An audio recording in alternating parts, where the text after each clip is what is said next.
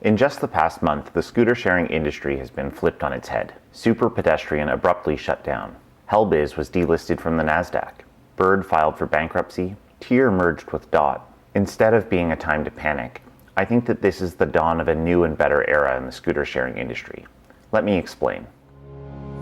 On this channel, we talk about the rapid evolution of our cities thanks to new mobility trends, electrification, the affordability crisis, and more.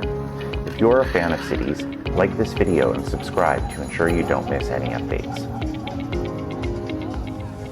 The struggles facing the world's biggest scooter companies are a real shame. If you missed the news, I covered Bird's demise in this video.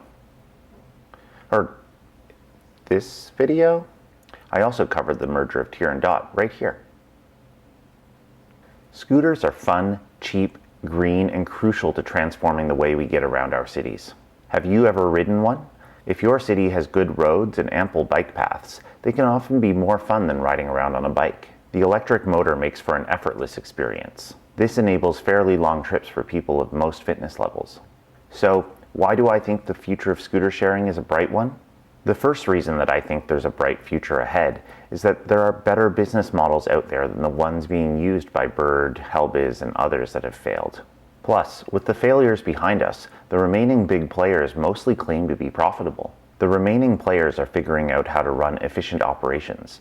They're purchasing vehicles off the shelf from companies like Segway and Okai. They're also sometimes outsourcing the software development to third parties that can do it much more cheaply. While outsourcing has long been the norm for smaller players, it's increasingly becoming popular with the big players like Bird. As part of Bird's bankruptcy filing, we learned that they were highly reliant on a company called Zoba. Zoba is a Boston-based analytics company that provides recommendations to scooter sharing companies on pricing, vehicle deployment, rebalancing, battery charging, and more. My industry contacts are telling me that even the big players are starting to talk to white-label software providers to outsource the apps that they use to rent the scooters to the public. This could mean that the future of companies like Bird is to completely outsource their IT. This is a big change from a year ago when it felt like apps were the way that these companies tried to differentiate their operations. Now, the big players are looking more and more like the mom and pops that dot small towns around the world. I think they're better off for it. What do I mean by this? If you want to start a scooter sharing company today, it's dead easy. You can call up companies like Segway and Okai to order as many scooters as you need. Typically, they just want 50 or so scooters to start an order.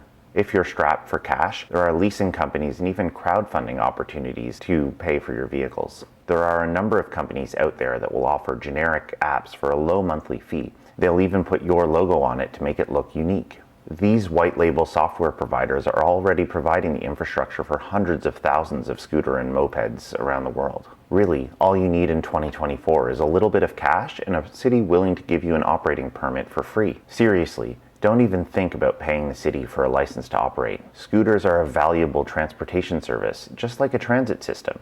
It's cities who should be chasing the scooter companies. The next change that I'm anticipating is that the big players will stop trying to offer service in every city and town. When the venture capital was flowing, it made sense to offer service everywhere. Now that profitability matters, you need to be much more careful about where you deploy your vehicles. The markets that are too small for the big players are already full of local upstarts. For example, the Toronto suburb of Brampton recently gave one of its 3 licenses to a local company called Scooty. Scooty licenses their software from a white label provider and buys scooters off the shelf from Segway. This makes it really easy to get up and running.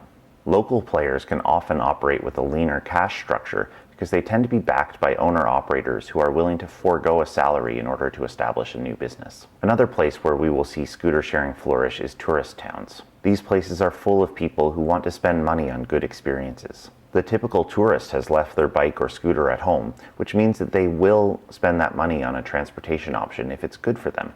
In my time in the scooter industry, I've talked to dozens of operators in tourist areas. Whether they're in Cape Cod, Prince Edward Island, Greece, or Spain, tourists are a great market for a scooter operator. These tourist-focused companies often claim to be profitable because they're able to deliver a great product to a captive audience. Speaking of which, drop a comment below if you want to hear directly from a scooter sharing operator. In 2024, it's out with the build-it-all in-house venture capital model and in with the scrappy outsourcing model. Ultimately, scooters are a really cheap and fun way to get around. Typically, if something is cheap and easy to use, it's going to win out over the long term. As cities invest in better bike lanes, which scooters are often allowed to use, we'll see more and more people opt for this new form of transportation. Already today, we are seeing 50% of scooter trips replacing car trips, meaning financial savings for the riders and cleaner air in our cities. I'm excited to see what comes next for the scooter industry. To me, this feels like the dawn of a new and better era for scooter sharing. So, what do you think? If you believe that scooter sharing, and scooters in general, are a dying industry, let me know in the comments. If you enjoyed this video, don't forget to like and subscribe to the channel by clicking the bell on the bottom right. Thanks for watching.